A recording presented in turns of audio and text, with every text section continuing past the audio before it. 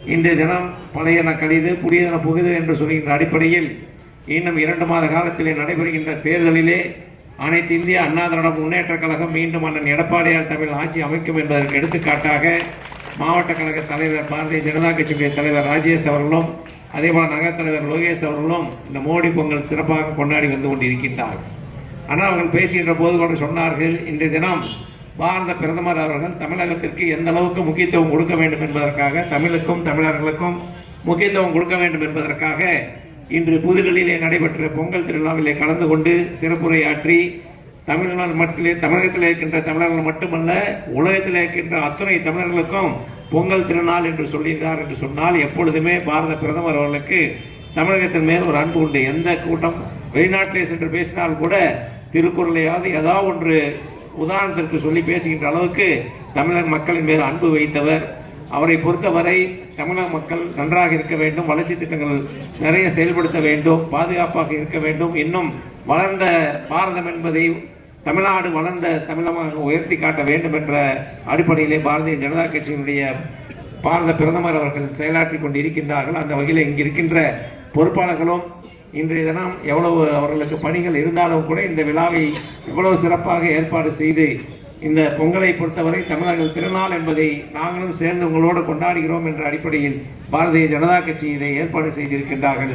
நாளை பிறக்க போகிற பொங்கல், அதே போல 2026 தேர்தலிலே புதிய ஆட்சியாக, ஆன்மீகத்தின் அடிப்படையாக கொண்ட ஆட்சியாக, தேசத்தை பாதுகாக்கிற ஆட்சியாக, தமிழகத்தை வளர்க்கிற ஆட்சியாக ஒரு ஆட்சி அமைவதற்கு அடித்தளத்தை தான் பாரதிய ஜனதா கட்சி இன்றைக்கு அனைத்து இந்திய அண்ணா திராவிட முன்னேற்ற கழகத்தோடு இணைந்து அனைத்து இந்திய அண்ணா திராவிட முன்னேற்ற கழகத்தின் தலைமையிலே நம்முடைய அதுவும் குறிப்பாக பொதுச் செயலாளர் எடப்பாடியார் இந்த நாட்டுடைய முதலமைச்சராக அவரை முன்னிறுத்தி இந்த தேர்தலை சந்திக்கிறோம். அந்த நிலை வரப்போகிறது. இன்றைக்கு பழையன கழிதல், இன்றைக்கு இருக்கிற ஆட்சியை தூக்கி எறிந்துவிட்டு என்ன நோக்கம் இந்த பொங்கலில் நாம் எடுக்க போகிற சபதம் என்றால் திமுக ஆட்சியை அகற்றுவது. இதுதான் நம்முடைய ஒரே நோக்கமாக இருக்க வேண்டும். அந்த நோக்கத்தின் அடிப்படையிலே யாரை ஆட்சியிலே அமர்த்துவது, அனைத்து இந்திய அண்ணா திமுகவுடைய பொதுச் செயலாளர் எடப்பாடியை ஆட்சியிலே அமர்த்துவது, இதுதான் நம்முடைய நோக்கம் என்ற உணர்வோடு இந்த பொங்கல் திருநாளில் நாம் சூழலிப்போம். பொங்கல் திருநாளில் அனைவரும் வாழ்கின்ற வாழ்த்துகிற அதே நேரத்தில் வருகிற ஆட்சி நல்லாட்சியாக நமதாட்சியாக வளரட்டும் என்று சொல்லி வாய்ப்புக்கு நன்றி கூறி விடைபெறுகிறேன். நன்றி.